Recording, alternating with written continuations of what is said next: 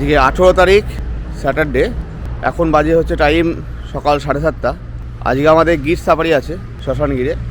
সাফারির time 9:30-এ। তো আমরা এখন বেরোচ্ছি, 7:30টায় বেরোচ্ছি। এখান থেকে খুব বেশি দূরত্ব না, 43 থেকে 44 কিলোমিটার রাস্তা, 1 ঘন্টা লাগবে। এখন 8:30 বাজে, আমরা শ্মশান গিরে চলে এসেছি। এইখানে আমরা গির সাফারি করব। সাফারির সমস্ত বুকিং হয়ে আছে আগে। 3 ঘন্টা? হ্যাঁ 3 ঘন্টায় তো। Welcome to Gir. এশিয়াটিক লায়নের হোম। 600 খানা এখানে ইয়ে আছে সিংহ। হ্যাঁ 600টা সিংহ। হ্যাঁ, কিন্তু তুমি একটাও দেখতে পাবে না, ঠিক নেই। এই হলো এন্ট্রান্স, এখানে রিপোর্টিং করাতে হবে।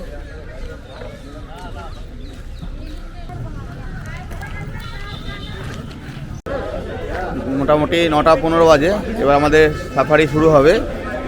তো এখানে আমি পারমিট তো আগেই করা ছিল, আমার পেমেন্টও আগে করা ছিল অনলাইনেই। বেশিরভাগই দেখলাম অনলাইন পেমেন্ট করা নেই, তাদের দেখলাম আবার পেমেন্ট করতে হবে সব। আমাদের যেহেতু টোটাল টাকাটা একবারে পেমেন্ট হয়ে গেছিলো, তাই আমাদের টিকিট সঙ্গে সঙ্গে পেয়ে গেলাম। এই হচ্ছে এই জায়গাটায় হচ্ছে আমাদের মানে রিপোর্টিং করতে হলো। গাড়ি চলে এসেছে, এরকম গাড়ি আমাদের দেবে, 6 সিটার গাড়ি। দুটো জলের বোতল নেওয়া হলো 10 টাকা করে, বোতলগুলো এরকম দেখতে, এই যে বাবার হাতে আছে। আমরা সাফারি করে এসে তারপরে ডিসিশান নেব দেওয়ালিয়া সাফারি করব কিনা। দেওয়ালিয়াতে যেমন কনফার্ম সিংহ দেখা যায়, এখানে কেমন হয় তার উপর ডিপেন্ড করে পরবর্তী ডিসিশান নেব। জানুয়ারির এক ঠান্ডা সকালে আমরা 5 জন, আমি, আমার স্ত্রী, ছোট মেয়ে আর বাবা মা রওনা দিলাম গির জঙ্গলের পথে। হুটখোলা জিপে ঠান্ডা হাওয়ার ঝাপটায় গা কাঁপছিল ঠিকই, কিন্তু তার থেকেও বেশি ছিল রোমাঞ্চের উত্তেজনা। আমাদের সঙ্গে ছিলেন একজন অভিজ্ঞ গাইড, যিনি প্রতিটি বাঁকে তুলে ধরছিলেন গিরের গোপন ইতিহাস, প্রাণী জগৎ আর প্রকৃতির নিঃশব্দ ভাষা।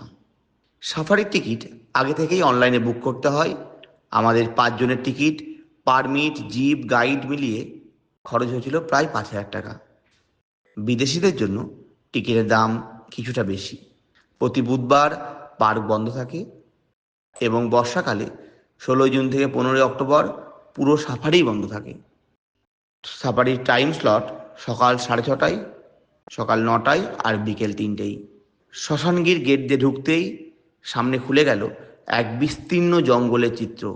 শুষ্ক বন, কাটা ঝোপ আর নিস্তব্ধ সকালের এক দুর্দান্ত পরিবেশ। গির জাতীয় উদ্যানের মোট আয়তন প্রায় 1412 বর্গ কিলোমিটার।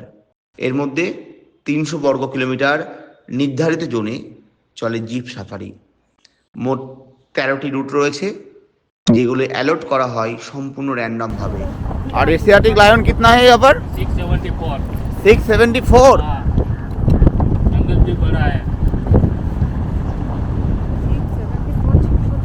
जैसा टूरिज्म एरिया। এই যে প্রথমে আমাদের ময়ূর দিয়ে স্টার্ট হয়েছে, এবার হরিণের দেখা মিলল।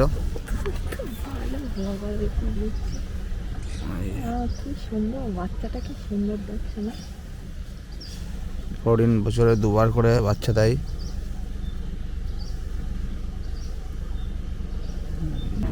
প্রবেশের পরেই দেখা মিলল চিতল হরিণ দলের। জঙ্গলের হৃদয়ে ওদেরই ছিল সবচেয়ে বেশি উপস্থিতি।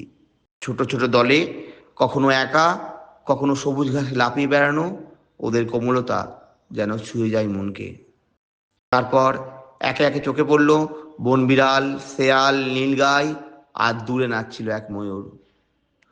প্রতিটি প্রাণী যেন নিজের ভাষায় বলছিল গিরের জীবন্ত কাহিনী।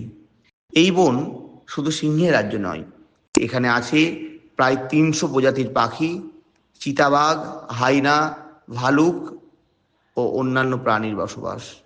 প্রতিটি বাঁকে যেন লুকিয়ে থাকে এক নতুন বিস্ময়।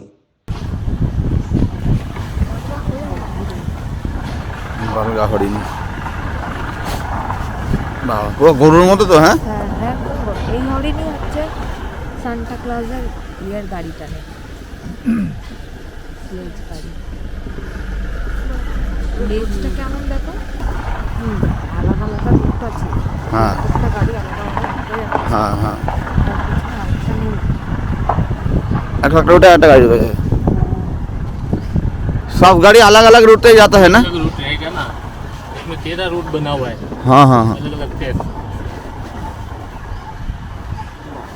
একটা ছেলে এই যে আর ওদের একটা বাচ্চা। গোলগা হরিণের পুরো ফ্যামিলি, মেল ফিমেল বাচ্চা। ওই ওই এখানে দেখো, প্রচুর হরিণ। ওইখানেও হরিণ আছে, ওই পরেরটায় আবার ওই কৃষ্ণকায় হরিণ। হ্যাঁ ও কেমন দেখছে দেখো, ওই দেখো আবার ওইদিকেও আছে, ওই কি কা হিসু করছে হিসু করছে। बिना सिंग वाली फीमेल रहती है। আচ্ছা हो गया? হ্যাঁ হ্যাঁ, নীল গায়ের মেল এটা।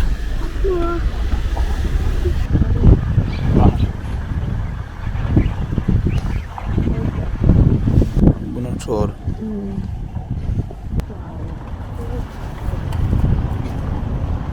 জীব যখন এগিয়ে চলছিল জঙ্গলের গভীরে, এক জায়গায় দেখা হলো আদিবাসী কিছু মানুষের সঙ্গে, যারা এই বনেই ছোট ছোট গ্রামে বাস করে। তারা প্রকৃতির সন্তান, গাছ পশু ঋতু আর নীরবতা সবই তাদের জীবনের অঙ্গ। ওদের জীবনযাত্রা আর প্রকৃতির প্রতি শ্রদ্ধা আমাদের শিখিয়ে দেয় কিভাবে প্রকৃতির সঙ্গে মিলেমিশে টিকে থাকা যায়। इसको डर नहीं लगता सिंह लायन का? नहीं, ऐसा डर नहीं है, वो रॉयल एनिमल है, बिना वजह अटैक करते नहीं है। इसके सामने से लाइन आ जाता है ना? आ जाते हैं कभी कभी बार, ऐसा कुछ नहीं है, वो बिना वजह अटैक करते ही नहीं, इसको परेशान करेगा तभी अटैक कर लेते हैं। 3 बार वार्निंग देगा, बाद में अटैक करेगा। लेपर्ड जैसा नहीं है, टाइगर जैसा नहीं है, इंसान का मीट भी खा जाते हैं और मार भी देते हैं। हाँ हाँ, তিনটে আছে, ময়ূর তিনটে আছে গো। ময়ূর ডাকে কেমন করে বলতো, কেমন ডাকে ময়ূর?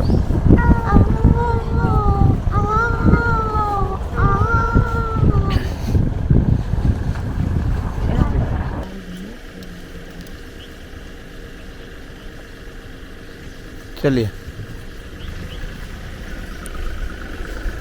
আমাদের প্রায় 1 ঘন্টা 1.5 ঘন্টা সাফারি হয়ে গেল।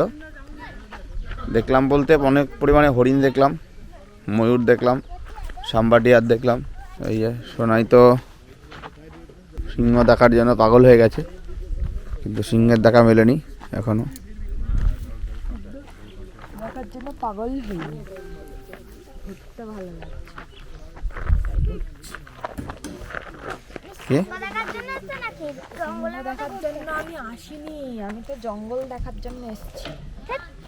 জঙ্গল তুমি সব জায়গায় দেখাচ্ছ অনেক দেখেছি। না, একদম দেখো নি, এই জানো, একদম। কোনো একটা ফুল গাছের তলায় চলো তো দেখি, ফুল পারবে। আসো,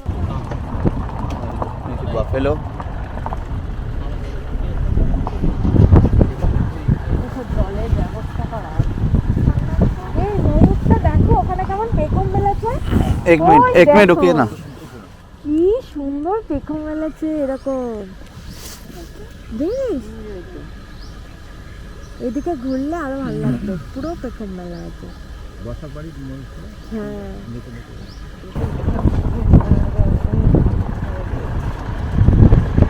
বাবা বলেছে 10 মিনিটের মধ্যে সিংহ পাওয়া যাবে। আমাদের মিস হতো এটা আসলে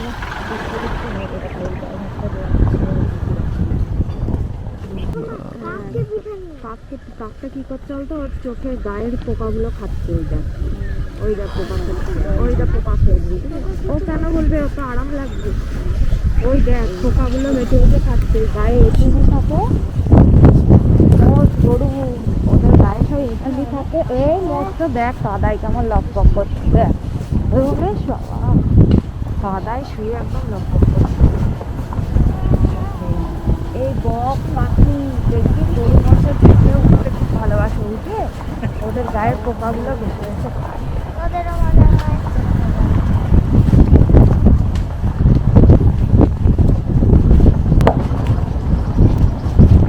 ও বাবা, 10 মিনিট কি হয়নি?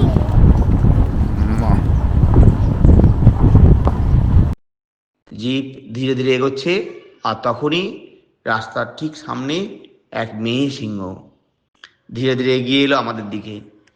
নিঃশব্দ, গম্ভীর, আত্মবিশ্বাসে ভরা এক হাঁটা। গাইড আস্তে আস্তে জিপ পেছনে নিচ্ছিলেন। পিছনে থেমেছিল আরো কয়েকটি জিপ। নিঃশ্বাস বন্ধ করা এক মুহূর্ত। সিংহীটি আমাদের একবার দেখে পাশ কাটিয়ে গেল, তারপর রাজকীয় ভঙ্গিতে রাস্তা পেরিয়ে জঙ্গলের গভীরে হারিয়ে গেল, যেন জানিয়ে দিল এই রাজ্য আমার, তোমরা কেবল অতিথি। এরকম ভাবে সিংহের দেখা।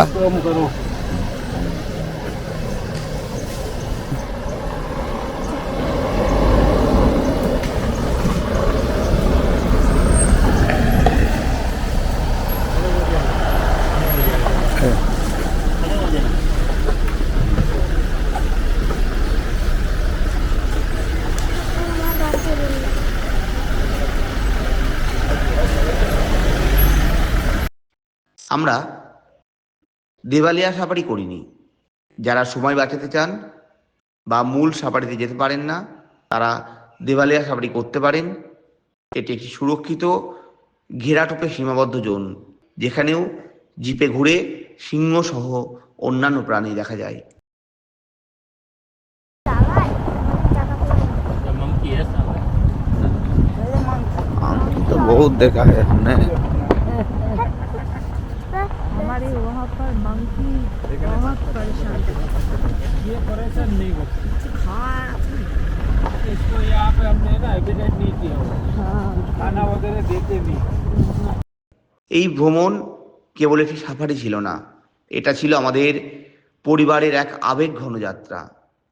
আমার মেয়ে বিস্ময়ে তাকিয়ে দেখছিল হরিণদের, স্ত্রীর মুখে প্রশান্তির ছাপ, আর বাবা মা যেন ফিরে গেছিলেন ছোটবেলার প্রকৃতির কোলে।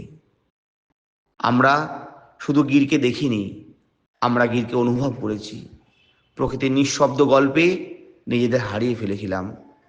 গির ন্যাশনাল পার্ক কেবল একটি ভ্রমণ স্থান নয়, এ এক অনুভব, এ এক শিক্ষা, এক গভীর জীবন্ত অভিজ্ঞতা। প্রকৃতি, প্রাণী, মানুষ আর সম্পর্ক সব যেন একসঙ্গে জড়িয়ে আছে এখানে। আমরা ফিরলাম একরাশ শান্তি নিয়ে, আর হৃদয়ে গেঁথে নিলাম এক একটি মুহূর্ত, যা থাকবে চিরকাল স্মৃতির পাতায়, ভালোবাসা আর বিস্ময়ে ভরা এক অধ্যায় হয়ে। এখন মোটামুটি 2টো বাজে। আমরা গিট থেকে এসে এই ভোজনালয়ে খাবার খেলাম, আজকে নিরামিষ খাবার দিয়ে। এবার আমরা ঢুকছি অহল্যাবাই মন্দির, একদম ভোজনালয়ের সামনেই, মানে সোমনাথ মন্দির থেকে বেরিয়েই এই অহল্যাবাই মন্দির। বর্তমান গৌরবময় সোমনাথ মন্দিরের এক পাশে দাঁড়িয়ে রয়েছে এই ছোট অথচ ইতিহাস গাথা এই মন্দিরটি।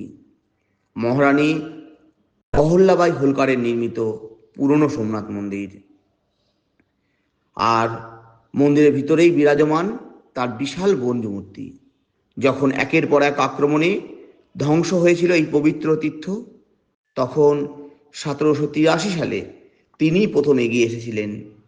নিজ খরচে গড়ে তুলেছিলেন সোমনাথের এই পুরাতন মন্দির। আজকের এই গৌরবময় সোমনাথ মন্দিরের পেছনে ছিল নারী প্রেরণার ভূমিকায় প্রথম পদক্ষেপ। এখন বিকেল 6টা বাজে, কিন্তু ওয়েদার দেখে বোঝা সম্ভব না 6টা বাজে। এখনও আকাশে সূর্য আছে। আমরা এবার একটু দুজন মিলে বেরোচ্ছি, সোমনাথ মন্দিরের দিকে যাচ্ছি। কারণ কালকেও গিয়েছিলাম, সারাদিন ছিলাম, মানে সারা সন্ধ্যে ছিলাম। আজকে তো গির জঙ্গল থেকে ঘুরে আসলাম, ঘুরে এসে বাবার মাকে নিয়ে গেছিলাম ভোজনালয়ে, সেখানে খুব সুন্দর খাবার দাবার খেয়ে এবার আমরা বেরোচ্ছি একটু বিকেলের দিকে। মেয়ে হোটেলে থাকলো মা বাবার কাছে। এবার আমরা একটু সোমনাথ মন্দিরের আশপাশে যাব। রাস্তার উপরই হোটেলটা, বাইপাসের ধারে। এই আমরা এখানে আছি, এই সান প্লাজা হোটেল, অনেক আছে রেস্টুরেন্ট। দাঁড়িয়ে যাচ্ছে, আমরা এই রুট ধরে যাবো।